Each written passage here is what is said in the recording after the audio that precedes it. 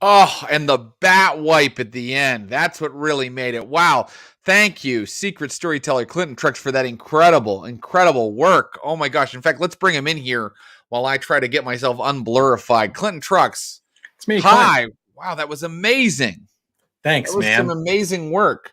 Now, was that based on the show Always Sunny in Philadelphia? That was. It was directly based. I claim no credit for that, other than finding out what font they used and what public domain song they used. Well, I thought that was brilliant and so funny. And also, the only reason I asked is because I wanted, there might be some people out there who haven't seen that show, but if you haven't, you really should. It's a very the funny longest show. running live action television show of all time. Well, yeah, I mean, yeah. Welcome everybody to a subscriber event. We are going to create a setting for an upcoming game or three that you'll see on our own channel and on other channels. And the setting we are going to create is for Vampire the Masquerade 5th edition. I just can't seem to get, well, that looks pretty good. Maybe if I just stay right here like a giant head. What blows my mind is we have the exact same camera and I'm never out of focus. I don't know why. I have gremlins. Is there a vampire clan that can't be seen on video? I'm a La Sombra. Am I pronouncing that correctly? Colonel Panic in the chat asks, is it the Brio? It is the Brio. Thank you for asking. It is the Brio, and for some reason I am always streaky. Hold on. Wait, I have to find some kind of cloth and wipe this off. Well, look, let's start on tonight's stream first, and then I'll get that taken care of. So tonight we are going to engage in a little bit of world building with our subscribers.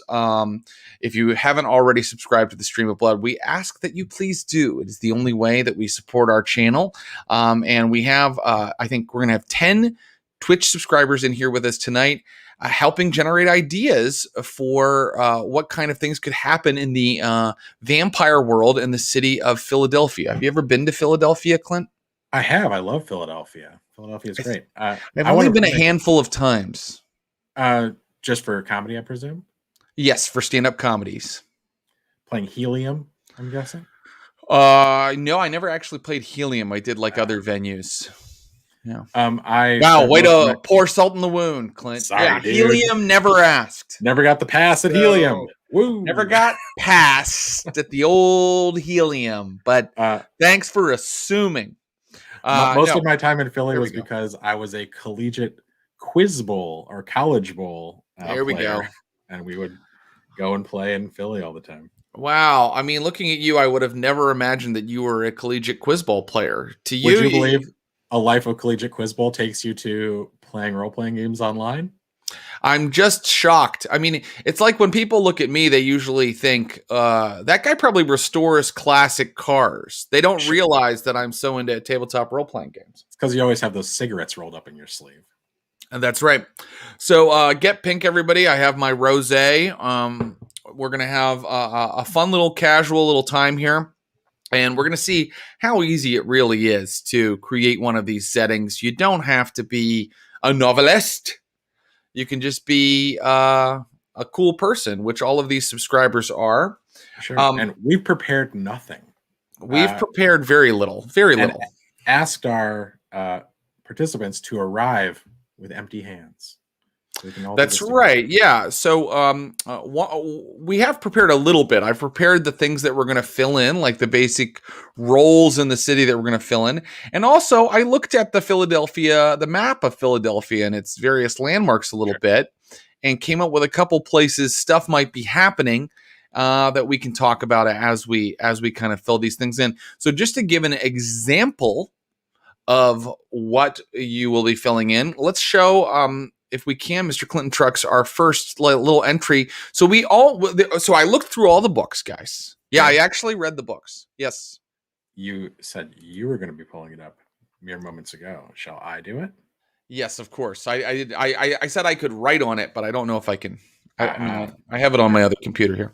So I've looked through all the books. There is nothing that is canonically Philadelphia. I did a search and find for Philadelphia. According to the books, as far as I know, as far as my searches go, I didn't find any Philadelphia. Thank you, sir.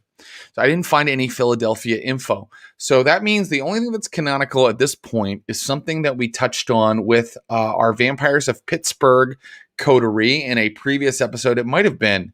That show goes by so fast. It might have been 10 episodes ago. But when they confronted drug dealers together for Curtis Krieger in our Vampires of Pittsburgh series, 10 a.m. Sunday, Pacific time, they found out that a lot of the drugs coming into Pittsburgh are coming from a crime boss called Lavro Makarovich. He is a Russian mob kingpin of Philadelphia. And I have filled in for you guys the kinds of things you'll be filling in here. So he has an appearance. He's handsome, but he's showing his age, his dyed black hair. He's maybe a little vain. That lets us know he dyes his hair. His motivation or goal is to quietly rebuild the organization without attracting attention. And I think in the Vampires of Pittsburgh stream, we kind of said that recently there had been a bunch of busts in Philadelphia with the Russian organized crime there. That's actually true. I looked back in the internet, recent articles about Russian mob in Philly, and they'd had a series of busts. So this guy is trying to kind of stay under the radar and quietly rebuild the organization without attracting attention. So he probably doesn't want any gangrel vampires from Pittsburgh coming in and making a lot of loud noise. This guy has his own masquerade he's trying to uphold. His secret is that he wants to end alliance with vampires. They scare him. So that establishes that he does have some vampires that are backing him up or that he is connected to in some way. So don't tell Ross Bryant, but if Curtis Krieger pulls that string, of course, he probably will meet some other kindred. But what Curtis Krieger / Ross Bryant also doesn't know is this secret that he wants to end the alliance with the vampires. How could Ross Bryant / Curtis Krieger use that secret in the game? I don't know. I'm leaving that open-ended. Maybe he won't find out about it at all. Maybe he will learn about it and have to figure out a way to leverage it. We don't know. But the character has a secret. So this is kind of like the entry that we're going to fill in. And do we have the map of Philadelphia, my friend Clinton Trucks? Yes, sir. So I have also established that our friend Lavro Makarovich has a headquarters, as many mafia organizations do, mob organizations do. And if we could see the map, we can see where Lavro's antique shop is in Port Richmond, in the Richmond section of Philadelphia. I can only share one screen at a time, sir. One moment. Take your time. I'm sorry. I don't know how these things work. There we go. So I've taken the kind of map that you get and you hang on your wall when you are a young woman who loves rosé. And we have filled it in with these little locations. Now, these locations I have not decided are definitely integral to our Philadelphia, but I thought that they were locations that might be integral to our Philadelphia. You guys might want to use them, and I'll bring them up and show them to you as we work. But the one location that we know is important is Pavlov Antiques. They're in the Port Richmond or Richmond neighborhood of Philadelphia, right there on the Delaware River. This is a neighborhood that is known for Russian mob activity and also for Polish, Ukrainian, and Russian immigrants. They have a population of first and second and third generation Russian, Polish, Ukrainian immigrants there. And our friend Lavro Makarovich has his headquarters there in a place called Pavlov Antiques. Okay, so yes, sir. Our good buddy Adam Conover was nice enough to rate us from his channel. So there's a lot of folks here who don't know what we're up to. So maybe we'll take a moment to reset the table for our guests. Absolutely. Hello, new converts to the Stream of Blood MLM. I'm here to teach you how you can make more money in your spare time. No. Hi, welcome. Maybe you saw me on the comedy show a little bit ago. I've taken off my comedian hat and I've put on my big sweaty nerd hat, because what we're doing tonight is we are playing Vampire the Masquerade with our subscribers, and we are creating a city for Vampire the Masquerade. So we are creating characters and situations for an upcoming game of Vampire the Masquerade. I'm not going to come up with the ideas. Our subscribers are going to come up with the ideas. And that is just one of the many benefits of becoming a subscriber of the Stream of Blood. You get to be part of the show. Your creativity gets injected into the bloodstream of our stream. So welcome, people from the comedy show. Thanks for being here. Let's bring in our first subscriber, who is going to has a big job ahead of her, to be honest with you. Ain't it the truth? Our first subscriber is holding up a sign we can't read. Fill the wiki. So there you go, guys. Michelle, hi, welcome. Hello, Miss MYK on our Discord server, which you guys should also join if you haven't already. The Server of Blood, where we talk with our wonderful subscribers and anybody who wants to have a nerdy talk about tabletop role-playing games. Hi, Michelle. How are you doing? I'm good. Yeah? Are you ready? I've got a really big job for you. Oh, God. Maybe the biggest. Sure. You have to create the Prince of Philadelphia. So if you are someone maybe from the Adam Conover show that rated us, or maybe you just don't know how Vampire works, there is a group called the Camarilla, and we can see the Camarilla there. The Camarilla is sort of the government of vampires, the secret government, the deep state of vampires, an Illuminati of vampires controlling human institutions and organizations and manipulating the media and the cops, emergency services to serve their own ends and manipulating high finance. They have their fingers in everything. And every Camarilla city, I'm going to stop adding the Ria, every Camarilla city has a prince. This is the person at the top of the hierarchy, because vampires are very old-fashioned creatures. You can see why. They've been alive for hundreds and hundreds, sometimes thousands of years. So they adhere to those old hierarchies, those old types of government like monarchy. And in a city like Philadelphia, the prince's word is law. So we're going to find out about the Prince of Philadelphia. Michelle, you are going to create the Prince of Philadelphia. Michelle, what clan is the Prince of Philadelphia? You have given me so much power. It's true. I really have. So I'm going Ventru. Ventru. Okay, so why are you choosing Ventru? Just to ask. So just because I have been to Philly a couple of times, not been there very long, mostly passing through on my way home from college. But I don't know. I feel like Ventrus are kind of like the snobby elites of the Camarilla, and they might be interested in in changing things a little more if it might benefit them. So I feel like making Philly kind of a city of change could be interesting. Great. And according to the fantastic 5th edition book for Vampire by Paradox Interactive and Modiphius, it is a time of change in these nights in 2021. There's a lot going on.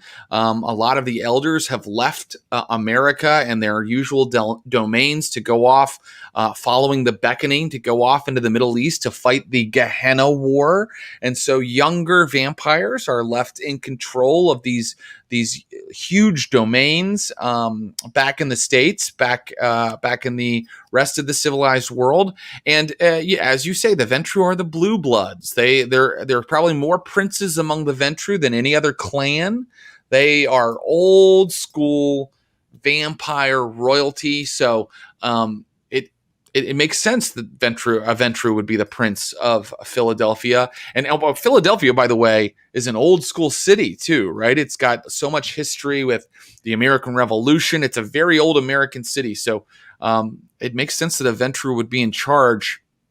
Michelle? The tradition, I would want to quickly point out, the traditionalist choice makes sense because even in our own Vampires of Pittsburgh game, we made our original prince literally a signer of the Declaration of Independence. Yes. So Rip Button. Old Button Gwinnett. Button Gwinnett. So we don't know quite who this vampire is yet. They could be anyone, but their appearance, Michelle, how does this Ventru look? So since Ventru are like kind of snobby, I think it'd be really funny if they were kind of like the Facebook guy, just like sweatshirt and like jeans. Oh, like a tech sort of. Yeah, like a bro? tech CEO. Like we have cereal bars for our employees, like that kind of guy. Wow, Oh, amazing. sure. So this old city, this old Camarilla city has been taken over by kind of a new school Ventru, right? He's got kind of a different appearance, it is a dude, right? A man, a he, him. I don't want to assume. Great question. You know, there's too many tech dudes. Let's make it an obnoxious tech lady. Yeah, I love it. I love that. What do you call a tech bro that's a gal? Tech bra? A tech. Yes, With the please H write at the tech end. bra on our official canon document. You got it. Oh no. Let's see. A tech Trixie, a tech gal. I don't know. CEO type, comma, female. Yeah, wow. It's oh my god, Michelle, you're creating an evil Jen Brown. I am. I didn't even think of that.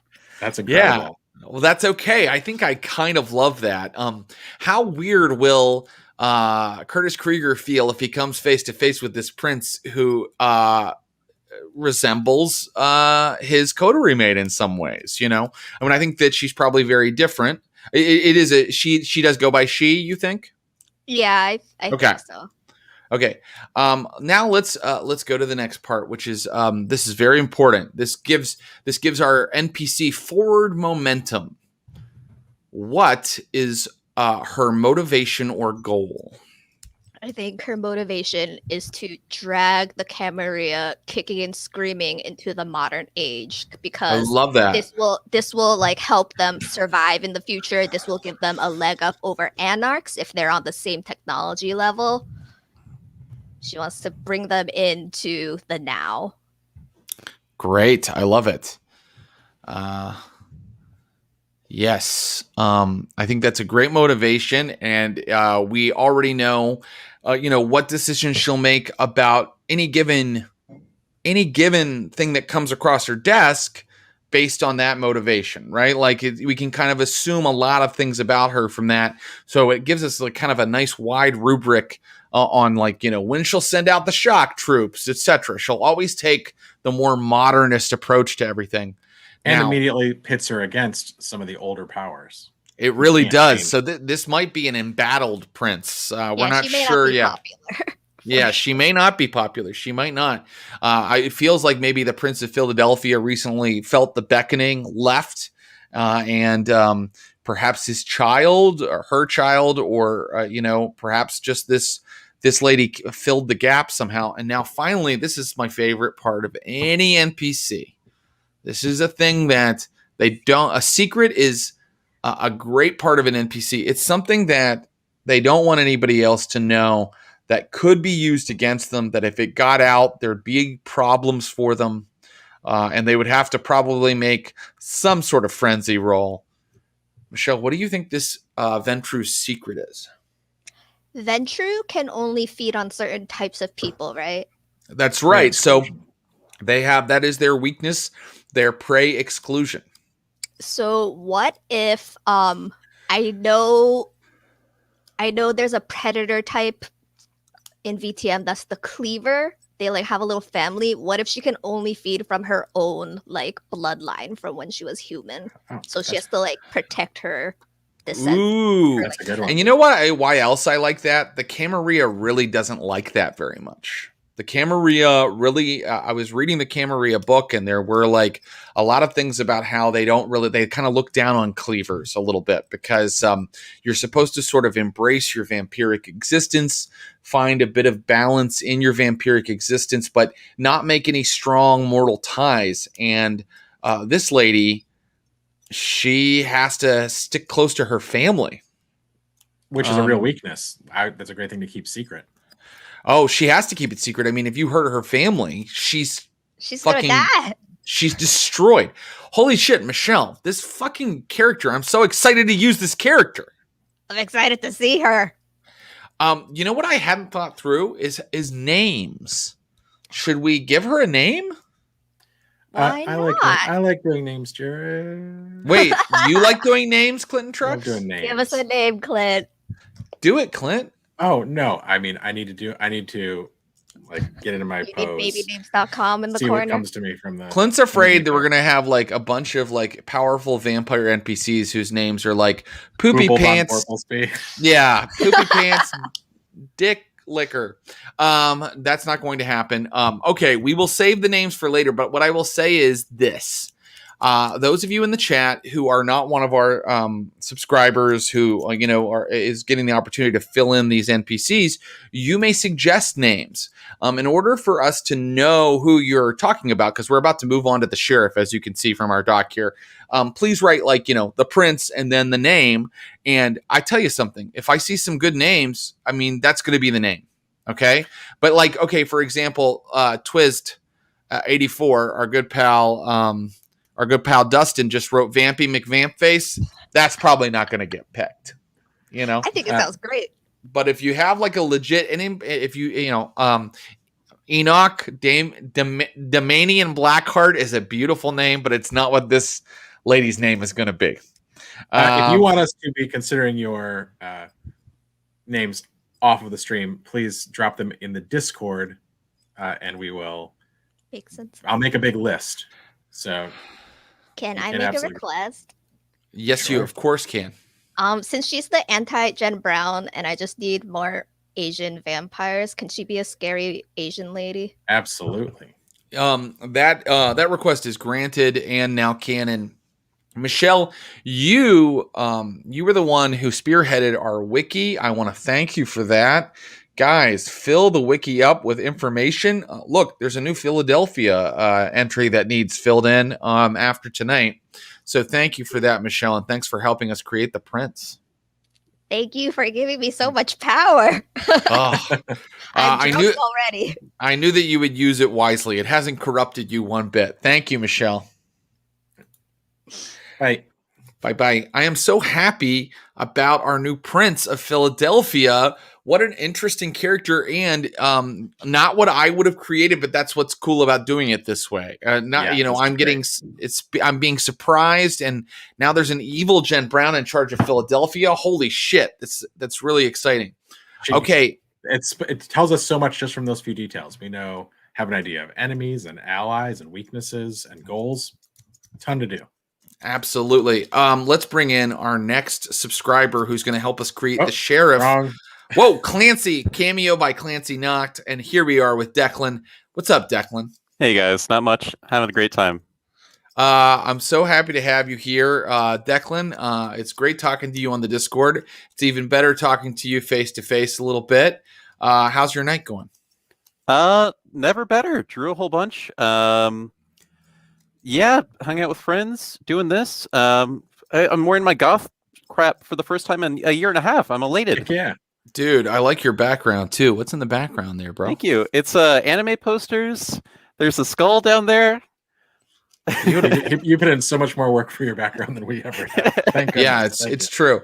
Declan, we gotta lay down the law in Philadelphia. Will you help us?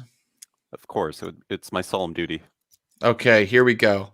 So the sheriff, for anybody who's unaware, is the vampire in a city who's kind of in charge with basically enforcing the traditions of the Camarilla.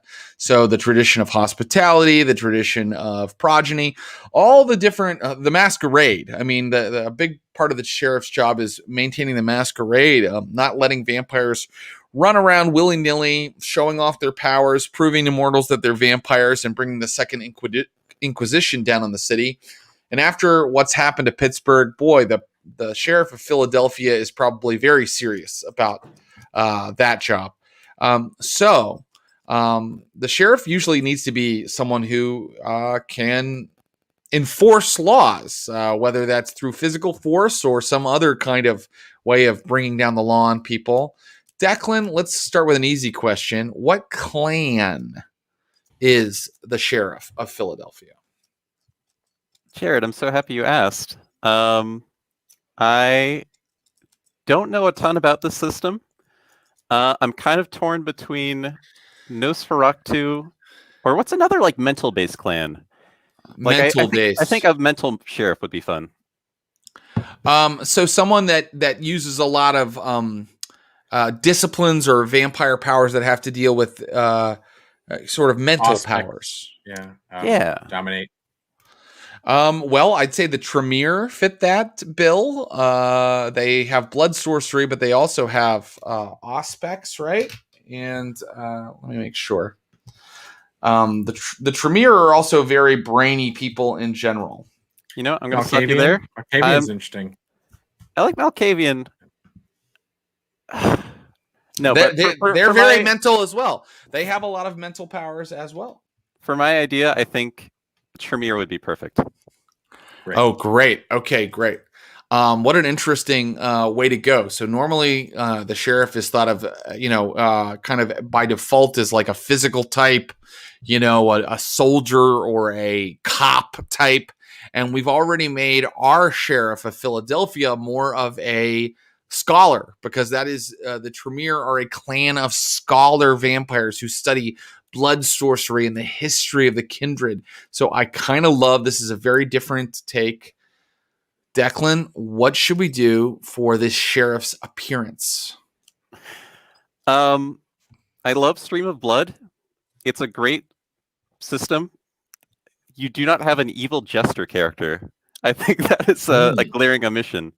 And I don't know what the modern look of that would be. A jester? You're saying a jester? Yeah. So I want someone who tells riddles and speaks. You want that guy with the dollar signs over his suit who tells you how to get money from the government. That sounds pretty close. So you want someone who looks kind of like a clown. Exactly. Okay, so now let's be clear, because I don't, clownish is pretty good, Clinton Trucks. Yes, I didn't want to say just clown, because I don't want people to think, I mean, Declan, you don't want it to be literally like a guy that's like dressed like a clown, right? No, that would be ridiculous. Yeah, of course. And this is serious vampire creation time.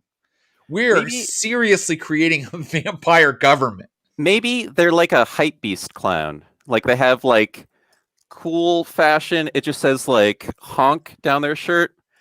And like a Tremere and like affliction t-shirts and stuff. Kind of, yeah. Someone who like could have like a lifestyle blog. Let's do this. How about if we say loud, garish dresser? I think that's perfect. Is that good? And I think that says a lot about, like, because he's Tremere, maybe he wears like, I'm just throwing this out here. You can say, Declan, you can say no, vetoed, because it's your character. But like maybe he wears like amulets and shit. And then I love the idea of like he's got like jackets like that are like kind of like flashy, or like loud sport coats. Like this guy dresses, or I don't know, it's a guy. What do you think? Is this how does this person identify, do you think? Yeah, I think a guy is fine. He, him. Okay. He, him. Okay, great. And then what is his goal? What is his goal, this Tremere? That's a good question. Well, he's the sheriff. He likes riddles. I want to say what I really, really love already is not only did we pick kind of a clan you wouldn't normally see as sheriff, we've also there's something really smart about a sheriff who dresses like an idiot. Like people underestimate this guy, right? Like Columbo. He's like a Columbo. they think he's a joke. Because he dresses kind of like a joke. He's not a big badass. He's not like rippling with muscle. He's like a Tremere. So he's more of a heady kind of character. And then on top of that, he dresses kind of like a fool. But he got the job, so he's obviously capable. He's fucking dangerous, and people don't realize it. What is his motivation? And it could be something very simple, like he just wants to stop Philly from turning into Pittsburgh. The basic motivation that a sheriff has, keep the masquerade. But it's whatever this is, it's his number one. It's his, people have all kinds of motivations in their life, but what's his number one, Declan? And it can be left fieldy too. You can go with something really weird if you want. Yeah, I think he just wants to make It's okay. This stuff is tough, and it's especially hard when you're on camera and suddenly a Zoftig man like me is yelling at you. What is his motivation? So what are characters that you play? What is their motivation often? You play games, right? I started my first game last week. Okay. So are you running the game or are you playing in the game? You know what? I think his motivations are pure. He wants to save people. He wants to save vampires. He just wants to keep them safe. Wow. That's so weird and so fraught if you are in this game where your humanity constantly is in danger. He wants to save other vampires. He wants to help and save other vampires, right? From themselves, maybe. So he's keeping the rules because the rules keep everyone safe. Can I say save other vampires? Can I add from themselves, Declan? You gotta, at this rate. I just feel like a sheriff, they have to maintain the masquerade and all these other things. So not only does he look kind of like a fool, but he has a very soft touch. Like he really is he's an idealist. He really wants to help people. That's really interesting. But he has a secret. What's his secret, Declan? What's the thing where if it were found out by the other kindred, it would destroy him? Just to give an idea of all the different types of secrets that are possible, I had a character in the Vampires of Pittsburgh Chronicle whose secret was that he is completely incompetent, and that if anybody found out that every single plan or plot that he ever suggested went wrong, he would be so embarrassed. Like his appeared capable, but he had failed up. Right? But you can also, of course, have a secret like we recently found out that our other Tremere, Dr. Orman, had, which is that he was trying to resurrect dead members of his family with blood sorcery in the basement of his haven. That's the other end of secrets, right? Like something that dramatic. What do you think, Declan? I think, and this is something I heard kind of recently on a podcast. There was someone who was going to college and wearing a green wig, so people would make fun of him for that, and not for being himself. It was kind of tragic. Oh, so this guy's garish to I think maybe something else.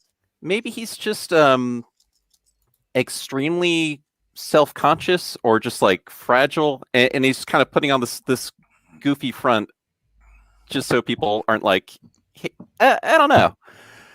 I like that. I like that. No. That works. I mean, very low self-esteem, suicidal, if we want to make it super dramatic. And I mean that seriously, because to me, there's nothing funny about that, but I do think it makes for dramatic role play. If this guy maybe hates himself, but puts on this kind of jokerish kind of outward appearance, I think it's very interesting. I love it because we're playing in a system that has social attacks that can force things like frenzies. So there's are very mechanical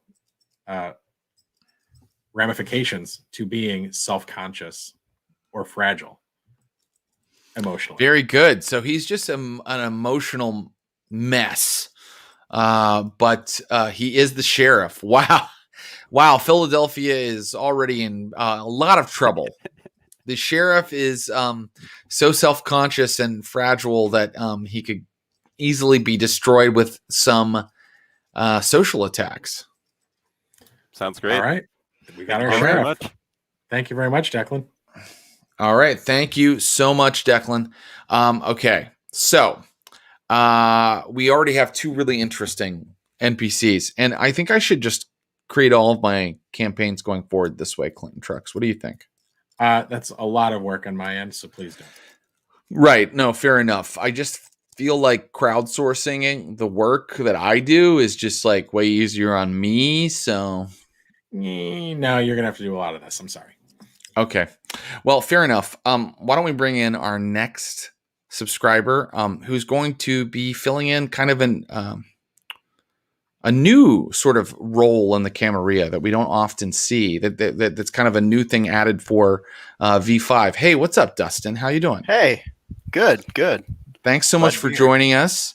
Are you a V5 player? Unfortunately, I've never played. Are you a vampire fan from way back or new to vampire? Newish, yeah. Okay, great. with What fifth games do you enjoy, my friend? Let's see. I run Dungeons and Dragons. Hell yeah. For the most part. I really yeah, like dude. horror themed stuff. Finished a Curse of Strahd game. Hell too yeah. long What's your ago, favorite and- horror movie? You got a horror movie you like? You know, I used to love horror movies back when I was a kid, and I remember there was one that, for whatever reason, we were not allowed to watch, and it was Candyman. For whatever reason, that had the mythology of it was too gruesome or whatever. I mean, it wasn't any more gruesome than any other slasher that I would have rented from the movie store, but that obviously meant I was going to sneak it and sneak a watch. Candyman's an incredible film. They were going to make a remake of it. I don't know if that's still happening, but I recently rewatched the old Candyman, and it's interesting because it's very interesting even from a vampire's perspective, because this game is all about you play the monsters, and Candyman has a very sympathetic boogeyman behind it, right? Yes. So you're already in the right mindset if you're a Candyman fan. Right. Are you a man of faith, Dustin? Are you a religious man? Not any longer, but I grew up religious. That'll help you a lot here. Yes. So in V5, in the Camarilla book, they talk about how a lot of Camarilla domains have a role called the Principle of the Faith.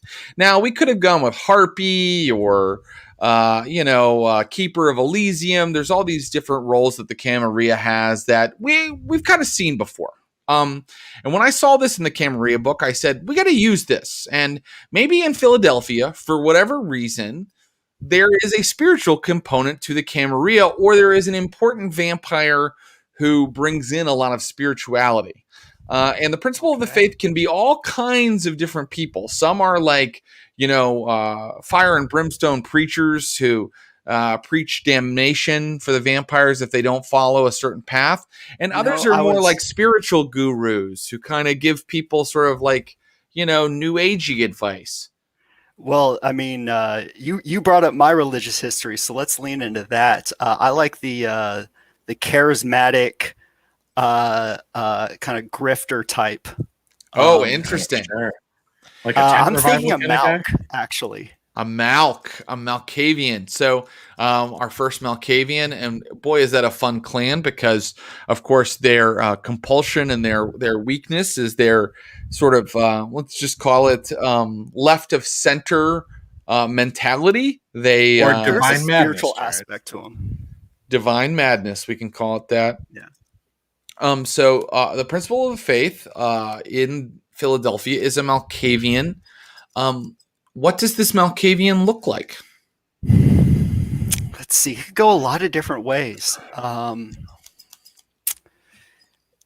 first instinct was like a Southern Baptist type, but in Philadelphia, I don't know if that would fit. I can tell you religiously, Philadelphia is all over the map, but there is a strong, of course, Catholic. Quaker. Well, you were going to say Okay. Catholic, and that's true as well, because there were plenty of Italian immigrants and Catholic immigrants that came into the city. But it originally started as a Quaker settlement. I was thinking that, yeah. Yeah, someone who the type that has like that iron grip on their Bible as they're pacing back and forth on the podium. Type. So, are you saying? I hear what you're saying. You're saying like an old school preacher or a colonial preacher, or how would you describe how they look? Maybe this guy actually came over. One thing I liked about Philadelphia is its history. Mm-hmm.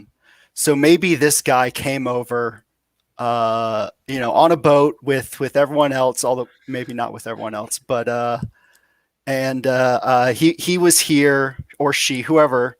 I think that this archetype, I think, leans towards male. I think. Okay. And so old fashioned for sure, old fashioned type, like proper, like buttoned up all the way to the top. Type.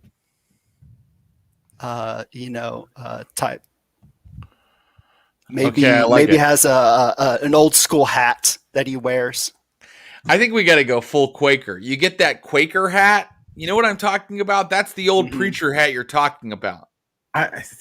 Quakers are too gentle for how this guy's guy clutching his Bible, yelling at people is the exact opposite of how Quakers operate. They meet in a circle of friends, and no one speaks until someone is moved by the Spirit.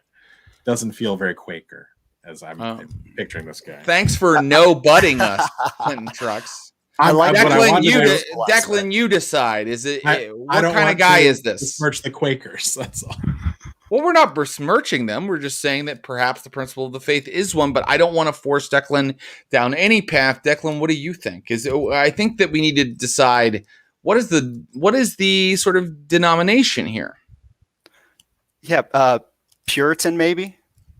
This guy is full Puritan. I love it. Maybe he's very old. Yeah, I think this is the oldest. The Prince is fairly new. Oh, the Prince and this guy are not getting along. No, they're not. That. This guy has very strong opinions about the way things should go. I love it. It is canon. It has happened. And now, what is buckled up? What is the motivation goal of this principle of the faith? Spread the good word. To get everyone to believe what he believes. I think. Great. Keep it simple. No dissenters in the court. Yeah. No unbelievers. Is that fair?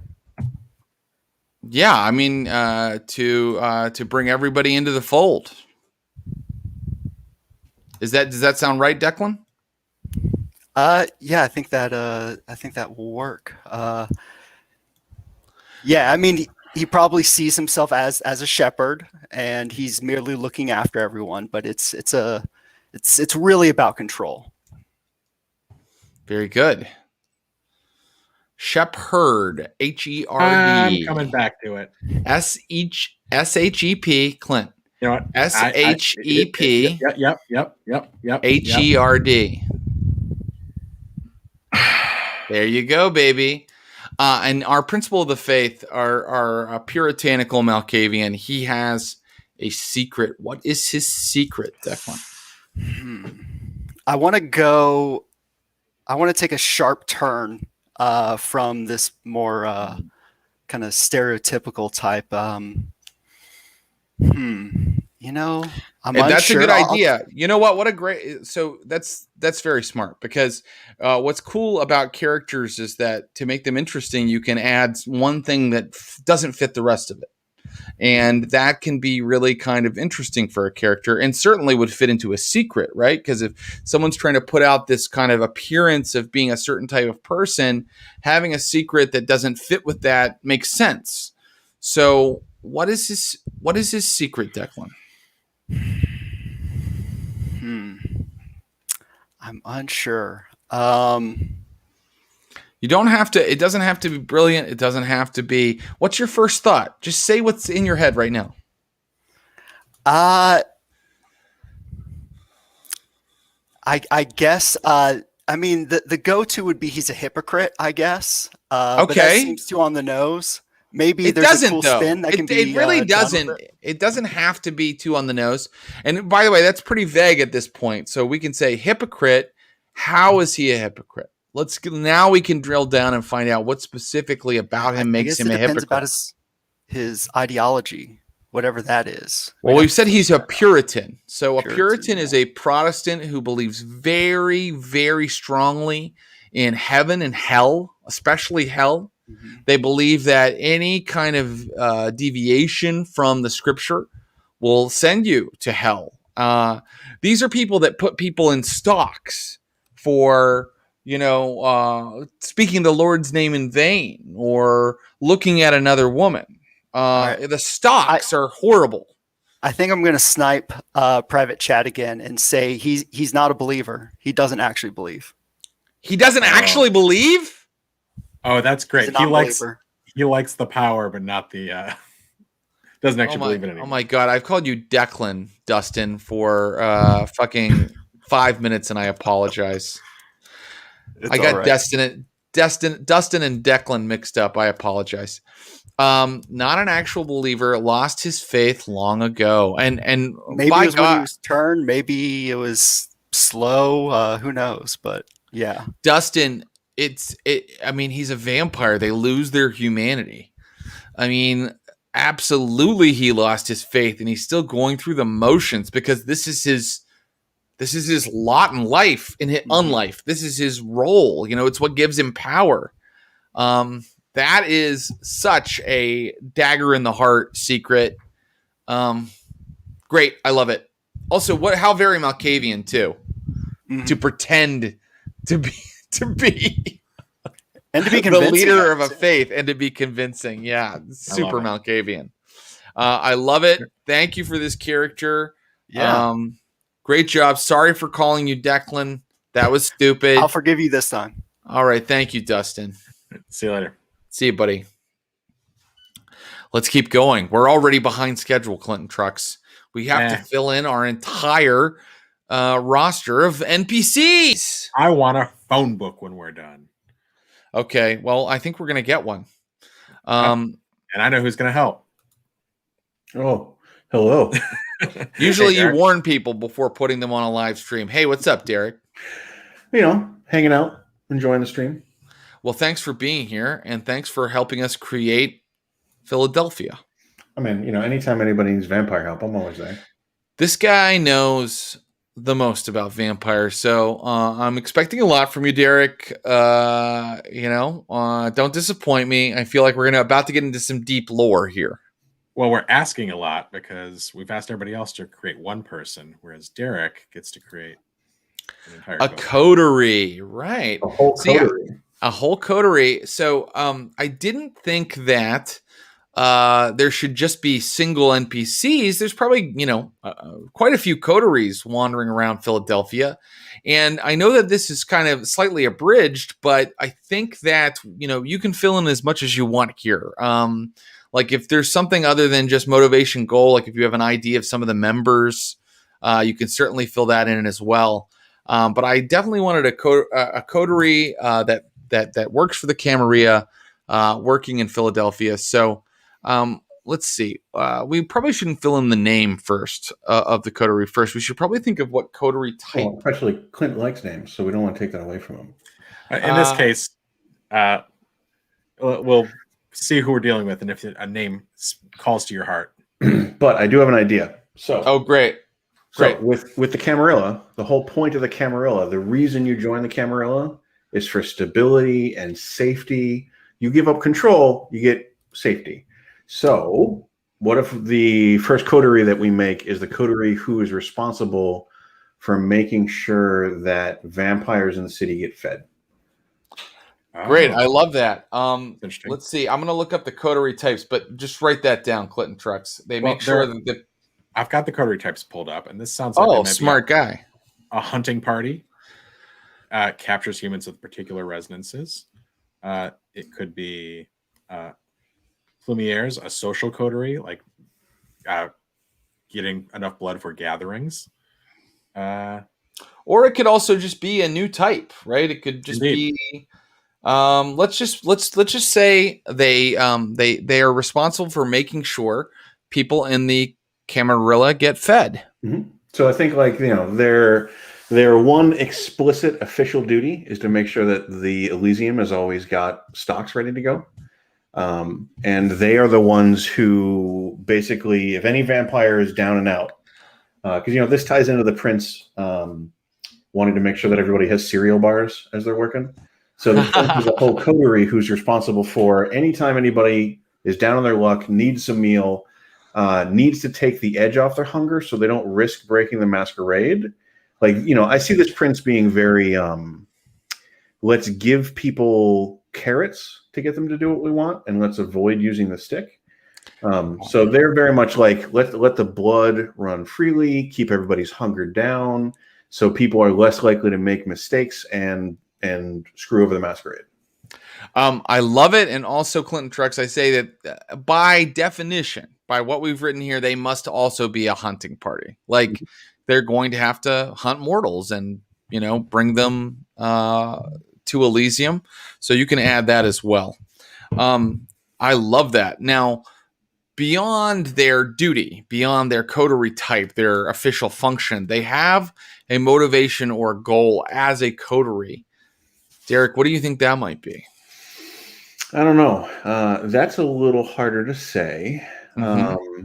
Well, let's see. I mean, the way you've positioned them, they definitely are in good with the Prince. Mm-hmm. So that's important. I think publicly they certainly support the Prince's motivations. Yeah. My natural inclination always is to, because it hasn't popped up in the rest of the stream, is to have some sort of Sabbath line here. But I think I think that might be a little too quick. So I think that wait. I don't think that's terrible. I mean, we could add a secret for them, and maybe they engage in Vauldery or something like that. Like, they've experimented with how they feed. I mean, they are a feeding coterie. What I would actually say is, I would suggest that one member of the coterie has the dark secret that they used to be part of the Sabbath. And as the Sabbath fell apart in its most recent civil war, they fled to an ally they had in the Camarilla. And, you know, you can probably figure out during play whether they want to turn the city in more Sabbath or not. But they are certainly introducing Sabbath habits to their coterie. And the rest of the coterie may or may not know that they are Sabbath. Let's change that into Sabbath habits forever. Sabbath habit. Please change that into a secret, sir. They should have a secret. I love that. But I still want to come up with what, like, the coterie as a whole is, what their motivation goal is, like, if they have one. So I love that as a secret. Can you think of maybe a motivation or goal that they have? While you do think about it, I will say you've also given us the gift of, because it's only one member, we can figure it out, and it will be a surprise to the audience. That's going to be great. Mm-hmm. So why don't we give the city a problem and say that the motivation and goal of this coterie, they are currently overworked because the city is way overpopulated. Mm-hmm. People have fled Pittsburgh. People have fled other cities. So Philadelphia has become kind of a refugee spot, maybe. Yes. So this all makes great sense. So the Prince's original generosity and this coterie's original mission has become a little more complicated when they have to support so many more mouths.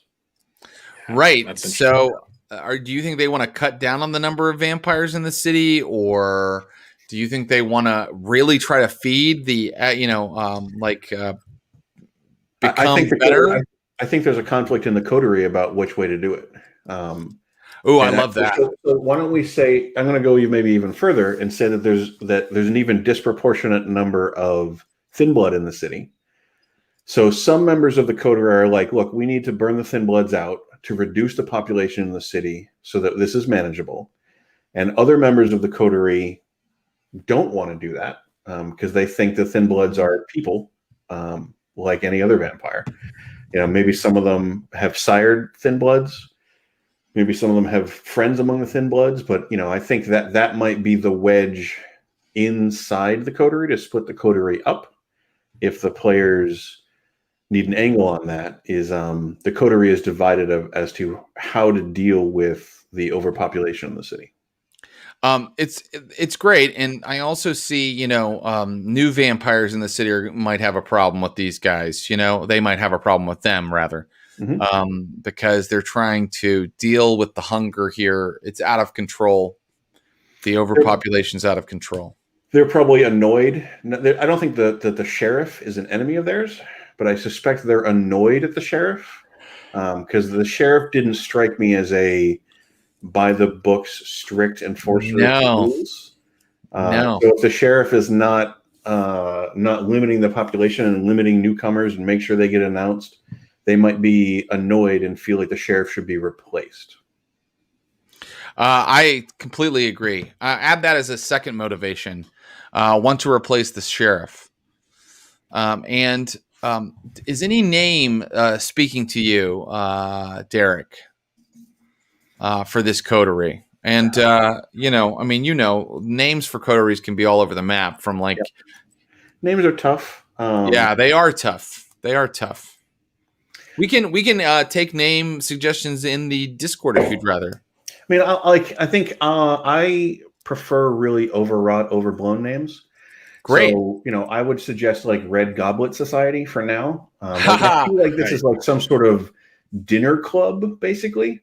The Red Goblet Society is beautiful. That is what it is. I love that. I really do love that. Okay, awesome. Wow. I'm scared and also sympathetic to these guys. Scared of and feel bad for them. They have a big, big mission. And they're fighting about it. All right. Derek, thank you so much. Great conflict. Thank you, Derek. I am happy to help. I hope I brought it. You brought it. You brought it hard. Thank you, my friend. See you in the chat. Derek is he knows so much about vampire, and I just love reading his posts on our Discord. Okay, so let's bring in. Look, Derek's great and everything, but this is my favorite subscriber, Clint. You got a favorite, Jared? Yeah, sorry, but Clancy's my favorite. All right. Well, here she is. Clancy knocked, everybody. What up, girl? Hey, how you doing? I'm really good. I don't know what. Yeah, I did put on a lip and some brows. Clancy's always no matter what subscriber event we do, she's always like, am I going to be on camera? I got to put on a lip. As one does. Oh, well, you look ravishing, my dear. What's up with you? How are you doing? I've been writing down weird ideas because I don't know what you're going to ask from me. And I came up with a character that I think is cool, but I don't even know if you want a character. So guess what? We do. And guess what? You're going to decide on the first Anarch. Yes. Okay. I have an idea. Philadelphia does have Anarchs. And the first one we're going to pick is a gang leader. So probably the leader of a coterie of kindred.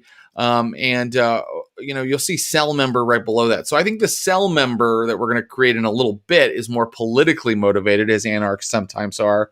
But this Anarch is more power motivated, or more turf motivated, or belongs to the city in an integral way, in a way the cell member doesn't. So this is an Anarch who stays here because they have a gang, and I'm happy you've written down some ideas.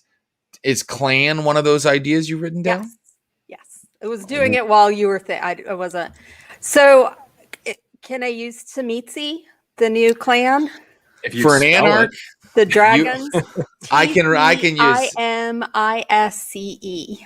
One more time. Timisce. And you call yourself a secret storyteller. You don't even know how to spell Tamitsi. Listen, I have it up.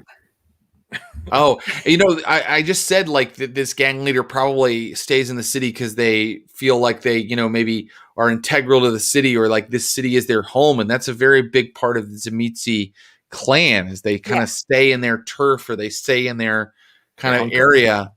How do you think this Tzimisce looks? I think this is a she, and very petite, and definitely, has those sort of dragon-like aspects. The probably likes to have the long nails and, elegant. Yeah. Very small, very elegant, but also like very powerful and very, obviously it's a Tzimisce that, I like that she's petite. She's a tiny lass. Yes. She's very, very small, but very strong, very powerful, very, but I think she would take on sort of aspects of that sort of, dragon part of the clan too.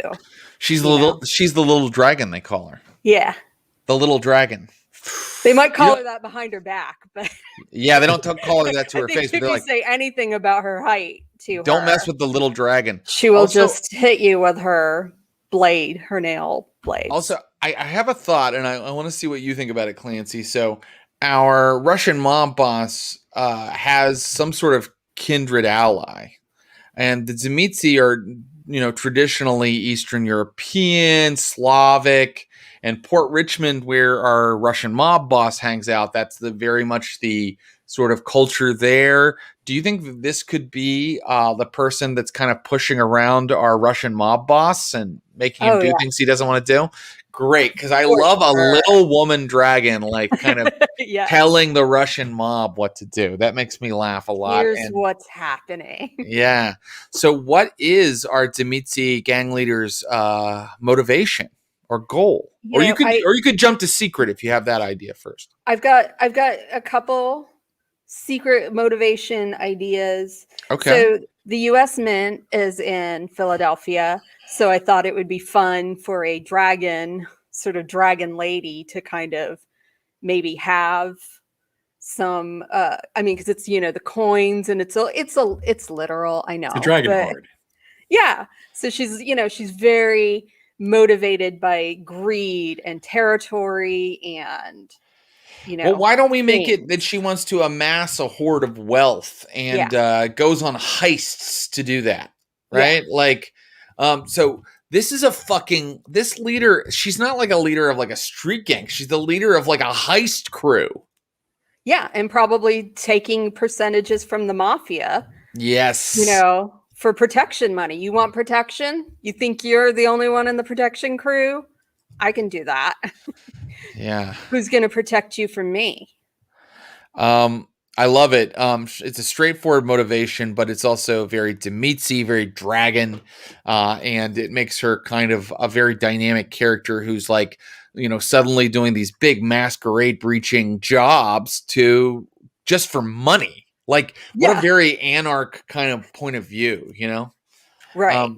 Because this is a dragon, because we're dealing with Tzimisce, I should ask, are there any body modifications? I think it is sort of like the nail blades and, but I think she likes to use her power. She's probably tried to make herself look very beautiful, but I think her idea of beauty has probably... how it, you get too much plastic surgery and stuff and it starts getting inhuman, but she would have a more vampire perspective on that.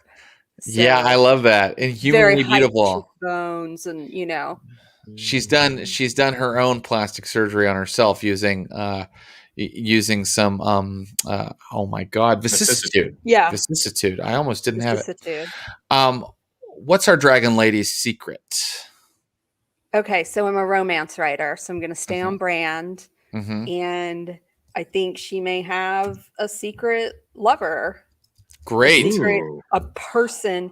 Now, it could be a vampire she could have turned, or could be a human, but someone that she's very possessive over. Huh? Is this a forbidden lover or merely a secret lover? I think it would have to be a forbidden lover. Is it a Camarilla member? It could be. Let's say Could be forbidden lover in the Camarilla. Yeah. Unless you disagree, Clancy, because I think that No, I think that it would be a huge secret problem for both of them. Who knows who it is? Maybe it's somebody in the Camarilla Coterie we just talked about. Maybe it's the sheriff. Maybe it's the sheriff. You want to make it the sheriff? Yeah, then, so if Get him out of that his coterie gets too much onto that sheriff's business, you're going to have to deal with the Anarch, Samitsi. It's the sheriff, Clint. We already said that he's very, different in the way he handles himself, and he's so different of a sheriff that he's willing to like risk it all. This is the only thing that keeps him from wallowing in his own self-doubt and self-pity. Yeah. Is this relationship with this crazy, very much alive, undead dragon lady heist criminal. I love it.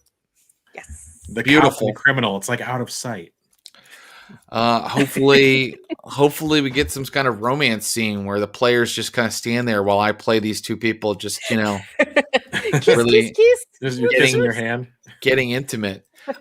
Clancy, what a great character. Thank you so much. Yay. And thanks for all of your support on the Discord and everywhere. Thank you. Yes, thanks for doing all of this. Thank you for all your guys. help. Bye, Clancy. I was bruised and battered. I couldn't tell what I felt. I was unrecognizable nope. to myself on the Okay. streets of Philadelphia. Who sang it? Chris Springsteen, man, what are you doing? Springsteen, baby. From the Philadelphia soundtrack. We're going to bring in a whole new group of subscribers now. Are they Here's the here? first Are one. they present? Oh yeah, baby. What's up, Connor? Doing pretty well. How are you?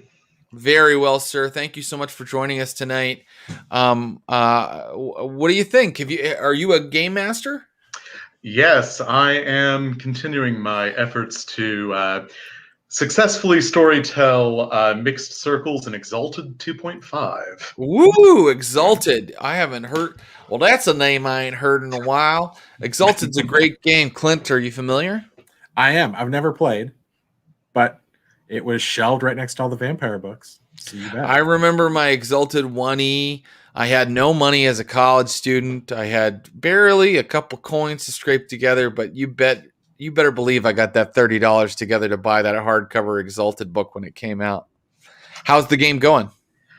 So I am running in a sort of sci-fi inspired shard. I'm doing Exalted sort of meets Firefly. Oh, And wow. as is traditional for my games, they are immediately stumbling into entirely too much intrigue and meta plot. And they've only destabilized a couple planets' ecosystems so far. I'm sure it'll work out.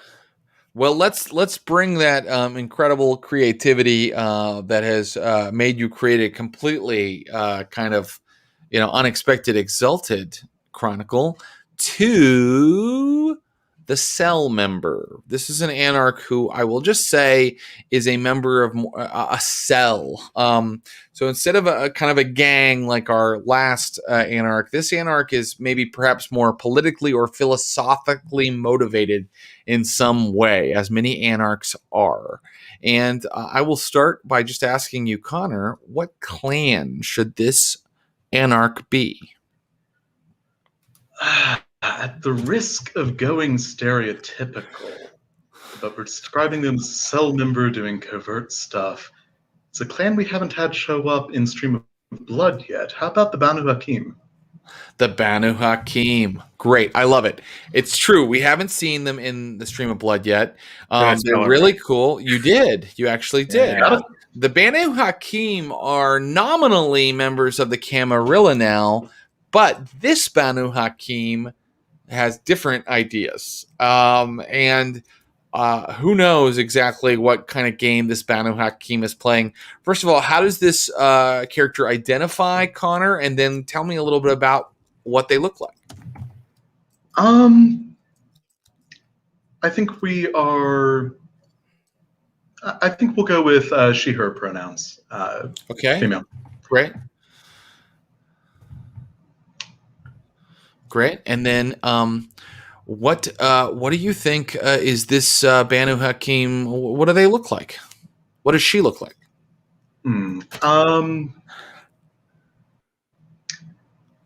North African descent. Great. Oh, interesting. A little bit on the Yeah, aesthetic stuff. Doesn't really fit in with Philly. Yeah, Algerian.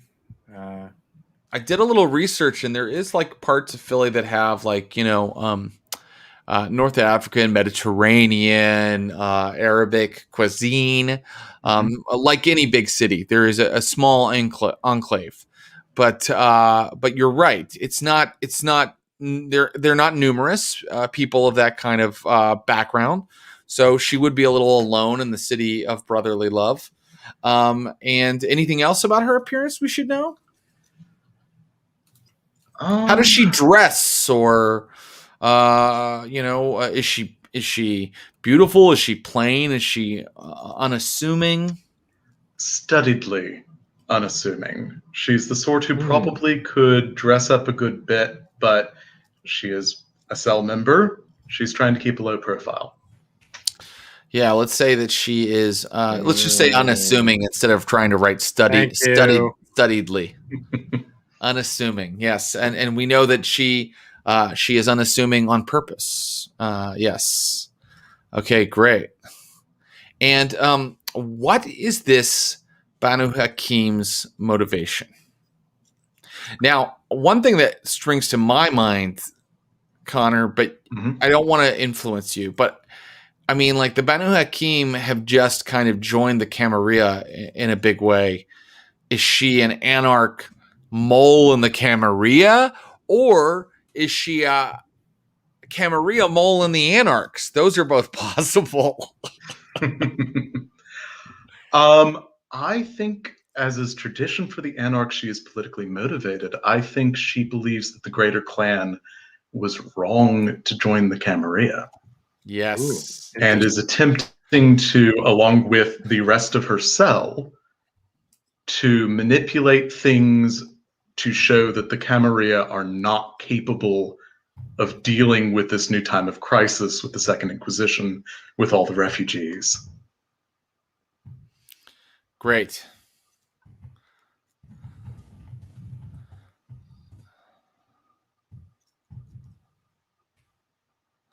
Yeah, I love it.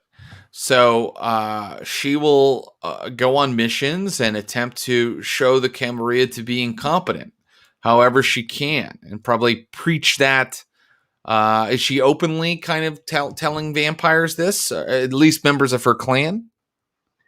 Yes. Yeah. Great. She plays up the clan of judges into things. Ooh, that's really cool. Can we write clan of judges somewhere?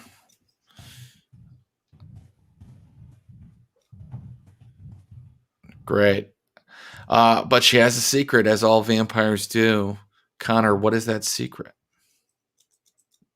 Well, she is not from the US. I think she's a little bit older, and I think she is beginning to hear the first bits of the call to Gehenna. Ah, she's hearing the beckoning. Mm-hmm. And is panicking with what to do about that, because she wants to complete her mission before she's no longer able to hold out. Yeah. That's amazing. Connor, you are well versed in your vampire lore. I stumbled across it because one of the original pitches for Exalted was that it was the prehistory for V5. So, well, not for V5, for vampires. So. Right. In some ways, the whole world of darkness, right? Exalted. Mm-hmm. Yeah, it's sort of the Hyperborean age for the world of darkness is Exalted. Exactly. You brought up Malfeans a couple sessions ago, and I was very excited. Oh, you know what? All I ask is that someone see me when I mention a Malfean. Connor, thank you so much, man. I love that. I love that Anarch. It's been great. Yeah. Thanks, brother. Look for her on the upcoming streams. Boy, guys, I want you to know that these characters. I'm gonna really focus on getting these characters in front of our players. But you know that Clint, you know that we run a very player motivated, player driven game on our game. So there's a chance we might not see a character when we play the upcoming games that take place in Philadelphia. But just know that they're there, and I intend to keep going back. It's a canon part of our universe. And there will be other reasons to visit Philadelphia if we don't see them in these first couple upcoming games. And I don't say that. We were doing our subscribers a favor when we told them not to overwrite or over-prepare, because the more you do, the more the players will kill that NPC before they even speak. So, right. But I will say, but I say our goal, yes, you're absolutely right. But our goal is like, if we need a character, we'll use one of these characters, right? You bet. Yeah. All right, let's bring in Jase. Oh, no, I'm sorry. It's Nick. It's Nick's turn. And here he is. Nick. What's up, Nick? Hello. How you doing, man? I'm good. I'm suffering against the internet right now, so hopefully I don't look like crap. Nick, you look okay. You look a little bit like a stop-motion King Kong, but that's okay. I can hear you really clearly. Oh, I like it. A little blur. There we go. Yeah, just Nick, as long as the audio's there. Nick, thanks so much for joining us. Are you an Anarch man or a Cam man? You know, I am so new to the Vampires game that I can't even tell you. I think both seem to have some real problems. Oh, I thought you were about to say they both make some really good points. Both sides. There are issues, I think. Don't look at me. I voted for the Sobbit. Well, Nick, I'm sure that your kind of very equivocal POV will serve you well for this Anarch, who is other. What do I mean by other? This Anarch is not necessarily interested in destroying the Camarilla like our last one, or interested in like kind of just flaunting the traditions like our first one, who is a masquerade breaker, bare minimum, if she's pulling heists. This Anarch is an Anarch because of who they are. There's something about how they operate. There's something weird about their clan or their motivations that sort of, put them outside of the Camarilla, because they're just a kind of a left of center weird character floating around in the city. So with that in mind, give me your weirdest, or I don't even want to use the word weird because that has certain connotation. Unique. This is a unique vampire in the city. What do you think the clan of this vampire might be? Yeah, so I actually had a couple of really crazy ideas over the course of the stream so far, all the way up to and including making a character that would just be like my mom. But ladies and gentlemen, Nick's mom is about to be in our game.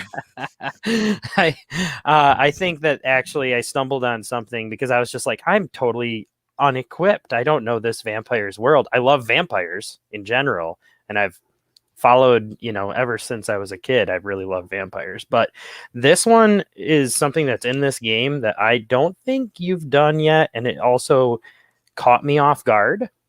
It is a character called a Samedi. A Samedi. Okay, so necromantic bloodline from the Caribbean. Yes. So what you're talking about is a bloodline that was but in V5 that clan has been combined into the Hecata. Okay. The Hecata, but we can have a very Samedi flavored or themed Hecata, absolutely, right? So they can be Samedi forward. And that would definitely put them as an other and an outside kind of a character. We have actually had a Hecata in Vampires of Pittsburgh. I haven't caught up to it yet then. What episode are you on? Oh, I am on the original series, I think. Oh, great. More than halfway through at this point. Great. Well, thank you for joining us. And also just liking vampires is quite enough to be able to GM this game and come up with stuff. I love that you're into the Samedi. So let's talk about this Samedi's appearance. Well, it sounds like they're kind of half half dissolved human kind of almost a corpse like kind of a feel to them. Like, I want to say yes and to every subscriber, but we have run into kind of a weird canon thing, which is that, and the chat can correct me if I'm wrong. In V5, I think you're looking at like old information. Okay. In V5, the Samedi have been pulled into the Hecata clan, and I don't believe they still look like rotting corpses. Am I wrong about that, chat? Please tell me if that sounds right.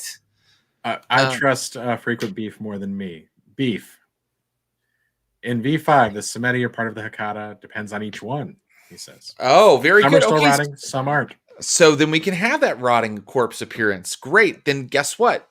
It shall have such an appearance. It looks like this Hecata looks like a rotting corpse. I was thinking almost like a what's that disease where your body parts kind of just fall off? Leprosy. Leprosy. Kind of like he's got like almost like a leprosy of the face. So he has to wear like a hoodie a lot anytime he goes out because he doesn't want to, to spook people's attention or call too much attention to himself. So he's almost kind of a shadowy figure. He likes to lurk. I love that. I love that. That's happening. That's all beautiful. Yeah, he could even be mistaken for a Nosferatu because of I'm assuming he, and I shouldn't. What do we think? How does this kindred identify? Well, I was going to kind of take off of that Caribbean bloodline thing and say that maybe he came with his family on a boat. Philadelphia has a deep history of nasty slave trade stuff. You bet. And maybe he was turned during that time. So maybe he's very, very old. Oh, okay. Oh, I love that. And that's and he is what I was thinking. Yeah. Okay. He and let's say that he's quite old. Yeah, write all that down. That's great, Clinton Trex. So, as an nominally an Anarch because he belongs to a weird clan. He doesn't sound, based on his history, like he has a lot of reasons to get along with the Camarilla in general. What do you think his motivation goal is? That one I'm a bit stumped on. I feel like, as an Anarch, he definitely doesn't necessarily like the changes that have been made with the Camarilla kind of adapting to modern society. He was more of a fan of the no technology, like we are afraid of those things kind of a thing. So he wants to kind of get back to the old school. He wants to make society go back to a more primitive way of life. Is that fair to say? Yeah, I think that's a great adaptation of it. And what I'll say about Philadelphia is that it has so many places that have been abandoned and reclaimed by nature. That there are many places where he could kind of make a haven that would make sense for him. But one in particular strikes my fancy. There is a place in Philadelphia called Mount Moriah Cemetery. And Mount Moriah Cemetery is a very old cemetery that has been reclaimed by green things. Like vines and like trees are like taking it over again. Does that sound like a likely haven for him? Is that something interesting? I think that sounds awesome. I mean, he doesn't run as much risk of having his rundown place be gentrified that way too. Yeah. Cemetery. Yeah, and it's a O for Mariah, not Mariah Carey, Clinton Trucks. Yes, Mount Moriah Cemetery is where he havens. I love it. And he would be super happy if the whole city kind of became abandoned and went back to kind of like a early way of life, right? Yeah. Very cool. What is his secret? Okay, I didn't have this in my head until just this moment. I think his secret is that he just bought a cell phone and is having somebody teach him how to use it. But he's trying to keep that. His secret is that he has a cell phone? Stop. He's starting to use technology. Stop, Clinton Trucks. Nick. It could be something else. Hey, I got a pink drink here, by the way. There you go. Nick, that's very He's an Android man, not iPhone. Nick, you gotta dig deeper for me, baby. Okay. The fact that he has a cell phone is not going to ruin his life. This needs to be something. And look, you've created the most mystical character in our game so far. You've created a man, a kindred who is in touch with dark, primordial secrets. So give me a dark, primordial secret. It is not that he owns an iPad. Sure. What if we dig into the fact that he lives in a cemetery, and what if he defiles bodies? Now Not at we're his cemetery, talking. but at There other you go. cemeteries. He defiles bodies. Yes, and That's how you get Jared excited. he he defiles bodies in his ancient rites. But mostly wealthy, upper class. He's got to find some cemetery where people are getting buried expensively. Now, maybe it's not a secret to him, like maybe he just goes and does this, but it's a secret that if people find out he's been doing this for literally hundreds of years in Philadelphia, he will be hunted. So this guy must be very good at what he does and very quiet at what he does. He sort of is a secret in and of himself. That's why he is other.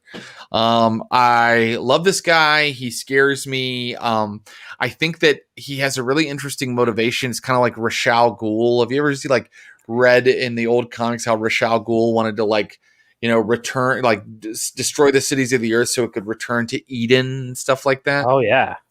That's kind of what I'm thinking. Batman. This guy wants to go back to the first city if he can. So that's excellent. That's Nick, awesome. great job. Thank you so much for joining us and for creating that character for us. Thank you. Nice to meet you guys. Likewise. Nice to meet you, buddy. Bye. Am I a bad game master? I always say yes and to the players, and then I just said no. There's lots of yes and. You asked for an other, and he gave us a really other character. I love it. He gave us an awesome character, and I'm excited. I hope that character gets seen in Philadelphia. We might have to start a new Chronicle, Clint. I'm not joking. Okay. No, we might have to. No. I think I have Wednesdays open. Okay. No, Let's talk to Jase. Boom. They are here waiting for us. Hey, Jase, how are you? Not too bad. How's it going, folks? Things are good. Are you ready? Are you prepared? Have you been sketching ideas like these other subscribers? Oh, yeah. The brain noodles have been working. Yes. The gears are turning. Jase, where are you in the world? Can I ask that? Yeah, I am just north of Edmonton, Alberta. Ooh. Cool. Yeah, it's above 10 degrees today. So, Congratulations on basically that. island life again. Yeah. Well, let's go to the tropical city of Philadelphia and see what our next role we're trying to fill in. Oh, Jase, you get to do Derek's job and help us come up with a Anarch Coterie in the city. And as we saw with Derek, you can kind of fill in a couple other things. Like if you have an idea for a secret, we can hear that. If you have an idea for, Derek had a really cool idea for, the Coterie's mission that was outside of the Coterie types in the book. Or you could just pick one of the Coterie types in the book. They're on page 153 if you're following along in your Bible. What do you think, Jase? What excites you about the Anarchs? Are you an Anarch fan? I love the Anarchs. I mean, Anarch life every single day. I think, from what I've been hearing about how this city's being built and what the different clans are doing, I think a cool bit for the Anarch Coterie is a very Robin Hood kind of thing, especially with a lot of these refugee folks coming in from other cities, getting chased out from SI, coming in from, Pittsburgh, obviously, bad scene right now. Picture themselves like a Robin Hood kind of crew. The cams seem to be locking down, making sure they're okay. So I'm thinking like an Anarch Coterie whose entire job is look, they've got the resources. We've got people on the street who need it. Maybe not so much hey, we're going to maintain Elysium's supply of blood along the way. Maybe these folks are looking to sort of disrupt those supply chains, bring some of that back to the people instead of the folks up in the tower. Okay. So, what do you think that they're stealing? I mean, looks like Elysium's they've got folks up there whose entire job it is to make sure that the rich folks up in the Camarilla always have a safe place to go to get a snack. Yeah, I think that's probably their main target, is not only getting that blood supply, keeping the rations coming in for the folks who are there, so that the Anarchs and the refugees aren't taking hits, but also using that as like political pressure to say, like, hey, look, this is thanks to the Anarch. We stole it. You'll notice that the labels on these blood bags where this was going, and trying to turn that into political pressure to get the new folks in town maybe on the Anarch side. Like, sure, it used to be Cam in your old city, but this is Philly. What happened, Clint? Keyboard issues. We're back. Oh, that's okay. So, so Jase, I love this. So, they rob from the rich and feed the poor Anarchs. In this way, they're sort of the opposite number of the coterie that Derek was giving us. Like, that coterie's job is to feed people who are within the structure, and these guys, they're probably poachers, frankly, but they're poachers for. They probably take people with them when they poach, right? So if you're an Anarch and you need fed, they probably are like, join us, come with us, and then they go into territory that's not officially theirs, and they take the risk of, feeding or taking them to watering holes and watching out for the sheriff and the sheriff's minions. So this is a coterie of poachers. Does that sound right? That sounds right. And I think a lot of the new folks coming in is like, hey, look, like, we don't have the manpower or the firepower to go after this big thing. So if you want to help out, like, I know you're new to the city, but you're going to have to come along on the raids. Both as a way to boost up manpower and to get people like into the Anarch movement. Right. So, I mean, by showing people how to hunt and how to feed under the nose of the Camarilla, they probably are recruiting people to the Anarch movement, right? If you show me how to eat as a vampire, I mean, we've seen one thing from Vampires of Pittsburgh, is that hunger mechanic, that's a lot of pressure. It's a mean little mechanic. So if there's somebody in the city, you've just come here as sort of a refugee, and there's someone in the city who will help you hunt, show you the safe places to hunt, and who wants to give a middle finger to the Cam, they're gonna make you join. They're gonna make you join up for the movement. Yep. You got a bunch of folks who've been around for a while. It's like, here's the soft spots in the Cam's armor. Like, here's where you get fed, and here's how you don't get caught. Oh, these guys have been in Philadelphia for a little while, and they're helping the refugees. I love it. Do you have an idea for a name? Because we had the Order of the Red Goblet is their enemy coterie, I think. Who are they? There's every single person in my RPGs that I run always ends up being named Steve. Like, names are hard. Yeah. The Steves. Well, let's see. We can workshop that one potentially. Let's do workshop it. Let's see. The Steves is interesting. It's interesting. Let's see here. What does Steve mean? What does Steven mean? Steven meaning. The meaning of the name Steven is derived from Greek, and it means wreath or crown. Reward, honor, renown, or fame, or to encircle, or to wreathe. Do any of those things are they interesting to you? Or maybe it's something based on Robin Hood. They could even be called the Robin Hoods. Or I mean, we could go Robin Hoods, but like Robbin. Like, hey, we're Robin.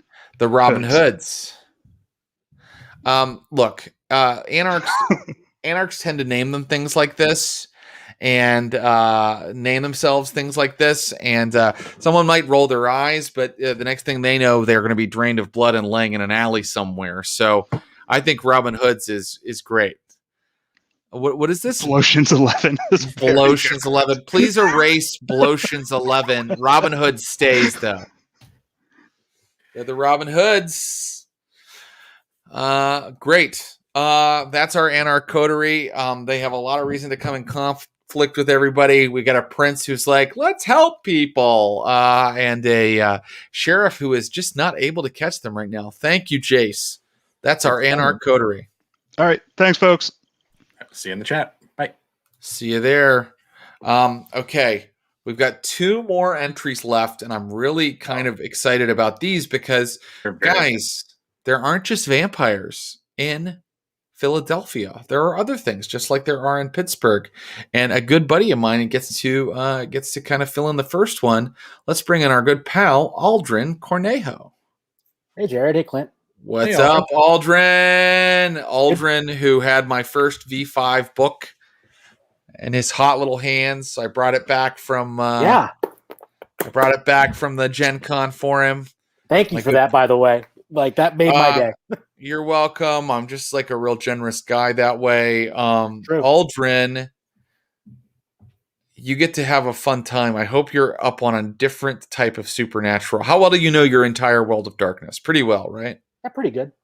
Yeah, you're a WOD guy. Yeah. Well, Aldrin, you're going to decide what Philadelphia's one of Philadelphia's magi is. Oh, are you serious? Yes, sir. Oh. Philadelphia has some sort of will worker floating around, and you can decide tradition or convention. This might be a technocrat. If you don't know the game Mage, there are mages that work traditional magic like witches or sorcerers in the modern day, but there are also technocrats, people who work super science to kind of enforce their will on the world. So you can decide, Aldrin. Do you have any thoughts? Be either one. You know, the technocracy has always been interesting to me, but I also like the mumbo jumbo of the traditions more. But I think a good compromise would be a virtual adept. A virtual adept. Okay, great. I love it. A little keyboard cowboy. A little keyboard cowboy. The virtual adepts are tradition mages. That means that they are sort of the anarchs of the mage setting. But the virtual adepts are the ones that know how to use technology and particularly computers and the internet to work their magic. They're sort of like magical hackers, right? Yeah. With the correspondence and connection sphere. Yeah. I mean, I was not expecting a mage.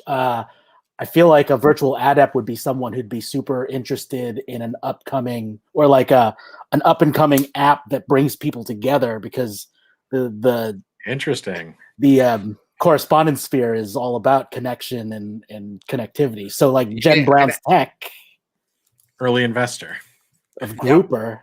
We have an early investor in Grouper here. Someone who's doing interesting things with Grouper. Would love to show Jen Brown.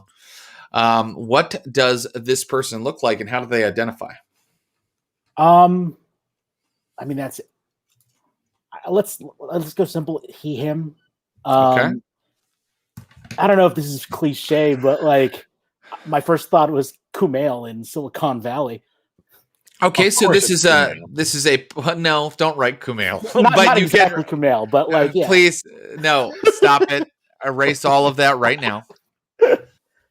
Do not write my friend Kumail. But we can say that this person is we can say that this person is Pakistani. Yeah, right. That sounds great. Pakistani descent. Yeah. Maybe really. Oh my God, Clint, Pakistabi.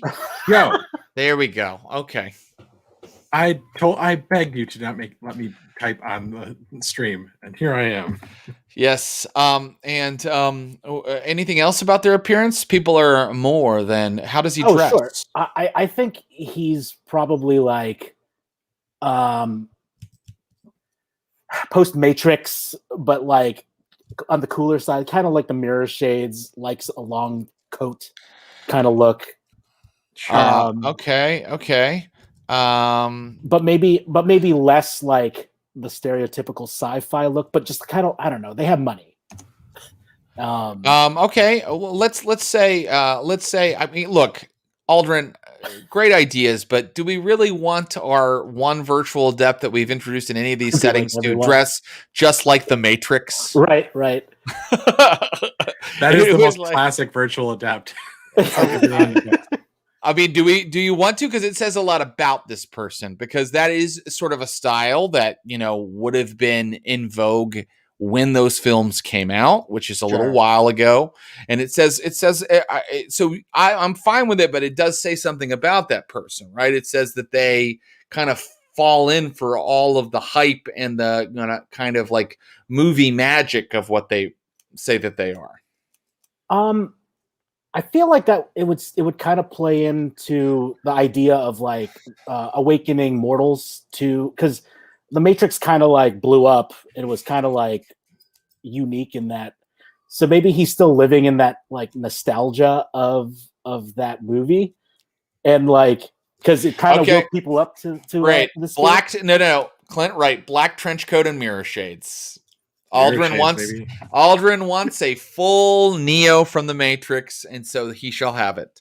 Black trench coat, mirror shades. Does that describe the look you're talking about, Aldrin? Yeah, I think so. Okay, great. And what is this virtual adept's goal? He knows Kung Fu. Absolutely. Now, do we assume he knows about the vampire presence in the city, or I don't know? You have to decide. You're creating this thing, not me. I give up. Well, I mean, the overall goal, I think, is to awaken mortals to the idea that they have the potential to bring themselves out of strife. I mean, the pandemic is happening. Everything's in lockdown. Maybe he wants to like ignite a spark in mortals to get themselves out of it somehow. And maybe he's like Grouper, maybe acquiring Grouper or something like that, stealing that tech or something. Ooh, yeah, you jumped from the Mage, the kind of vague Mage goal of awakening humanity, which I think is very much a virtual adept's goal, to acquiring Grouper, which puts him directly in conflict with Jen Brown. So I need you to decide. And I don't know what Clint's writing, an activist? That's not what Aldrin said. He said awaken humanity, and then he said that's activism. Acquire Grouper. No, neither of those are activism. Awakening humanity is activism. No, it's very different. In fact, it's a completely different thing. It's a mystical sort of Gnostic transcendence. But I want to know what Aldrin, how you would describe it. Do you want him to acquire Grouper, try to acquire Grouper, or do you think that he is more interested in awakening the people of Philadelphia, or what do you think?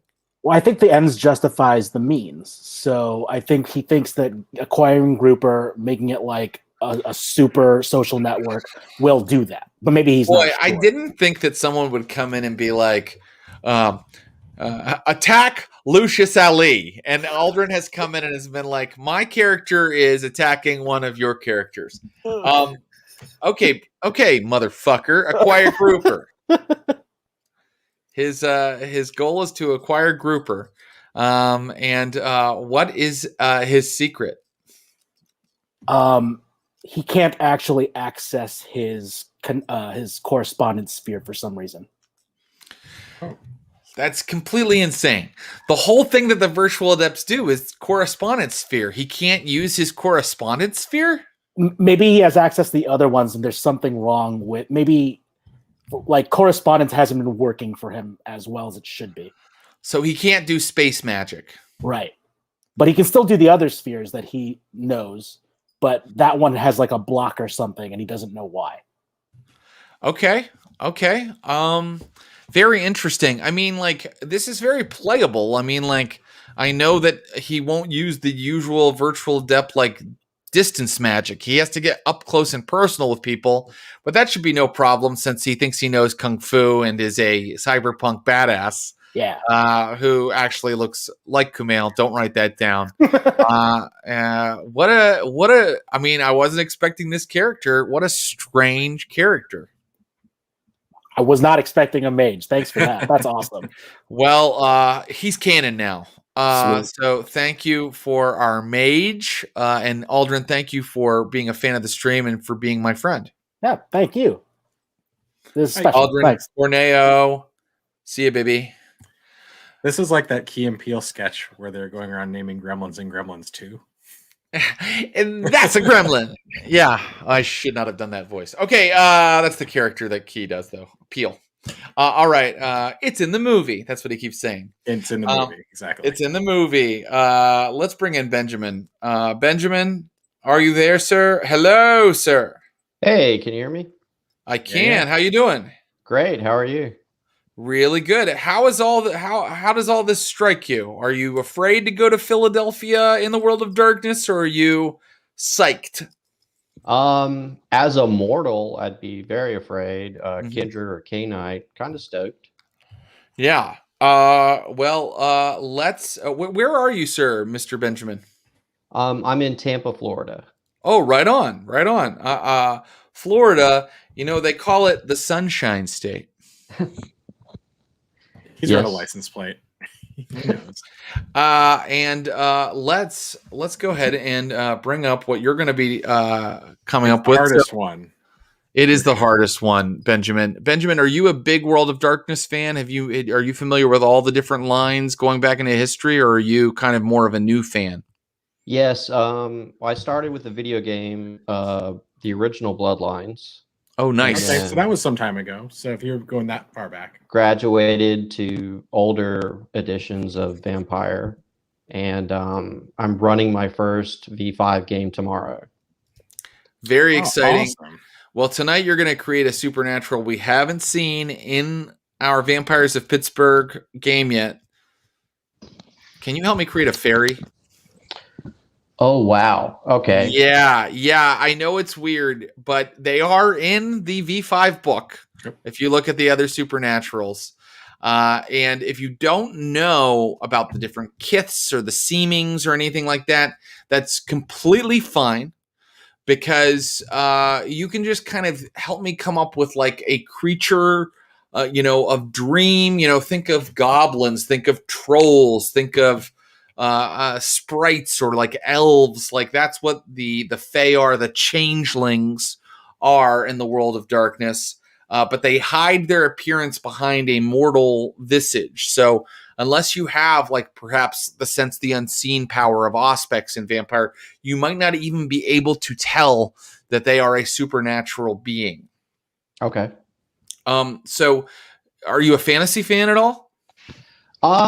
Yeah, more so like horror / sci-fi, but I can. Okay, I'm pulling you all the way into your whatever you got on your shelf that is Tolkien, Robert Jordan, anything that lives in the sort of Michael Moorcock, I would also fantasy say realm. something like Neil Gaiman's Sandman. If you better. That's actually way better, actually, Clint. Yeah, if you're like a fan of Sandman or anything like that. I mean, is there anything that inspires you from the sort of fantasy magical world? That's what I would draw from when you're creating this character. So what do you think? Like, what kind of a creature is this? Weren't there like fairy type creatures in the movie Pan's Labyrinth? They certainly were. Yeah. Okay. The only one I can remember is the main monster that everyone kind of brings up. Man. Yeah, with the hands, the hand eyes. That to me is definitely an unseelie creature, right? That's court. It also seems like what you call a grump or an older creature. We don't have to put that. Let's say for its kith, a red cap. Because that creature wanted to eat people, right? Yes. Yes. Okay, so this is an unseelie red cap that lives in Philadelphia. Well, you've created an antagonist for us. Oh. This is a dangerous creature. What does this creature look like to people that don't have the power to see what it really is, to see into its chimerical existence? It looks like a person. I like the idea of it being dated as well in its like mundane appearance, like maybe something out of the 90s, like a kind of like a 90s hipster type person. Interesting. Okay. Great. Like Dan Cortez. Yeah. Or like an early season of like Chandler from Friends. Better. Oh God, the '90s history of the World of Darkness is coming back to eat us. Okay, Chandler from Friends, done. What's that? Can he? All right. Can he? Can he be? I know what you're gonna do. Can he be more? What do you got? Cannibalistic? Sure. So this is maybe an unseelie creature. I can spell that. Of course. So what does the creature look like? Let's not just go one for one Pan's Labyrinth. What does the creature look like? No, it's okay. You had a great idea. And it can have some elements of that, but let's not just steal it, because I'll tell you something. When you just flat out steal something for a game, your players go, oh, is this the thing from Pan's Labyrinth? And it kills all your drama. So we need to have, it can't literally be a guy with like eyes in his hands. So what is he instead? When you see his true appearance, what is he in fact? Huh. That creature has other elements to it. What are those other elements? Just as far as physical appearance, or it could even come out of your own imagination, Ben. I do like creatures with horns. I like creatures with horns too. So I'm thinking like almost like a row of horns. Mm-hmm. What do you mean by a row? That's weird. I love that. Like instead of just having like the two, bull type horns in the front, right, just having like rows of horns, not unlike like shark teeth, how there's like rows of shark teeth. Oh, sure. And that's that's very fucked up and red cappy. He has like kind of a crown of horns. Yeah, a crown of horns. Yeah. So changelings have to like basically, I mean, they're emotional vampires, to be honest with you. They can do this in a healthy way by like inspiring people to works of creativity or to achieve things and draining sort of some of the pathos. Actually, now I'm talking like a wraith, but draining sort of, they call it the glamour from people when they do good things. But it sounds like this guy just takes it from people because he's a monster, right? Mm-hmm. Yes. So tell me what I'm just throwing that out there to help you with. What is this creature's motivation or goal? The world is my canvas. Ooh. The world is my canvas. He's making art. Yeah. Is he making art with dead bodies? Possibly. Okay, he's an artist, and that's very changeling. That's very fairy. That's very glamour. But we know that he is in some ways a horrifying artist, and that's all we need to know. We don't need to know more than that. The world is my canvas is a beautiful motivation, and so finally, I need this character's secret. What is their secret? Do fairies have like a type or form of alcoholism? Yeah. So if he was like, their version of diablerie is what I just described. It's called ravaging, meaning you, instead of like carefully taking the glamour from people, you just steal it from them. And the other fairies would hunt him down if they knew about this. Perfect. He's a ravager.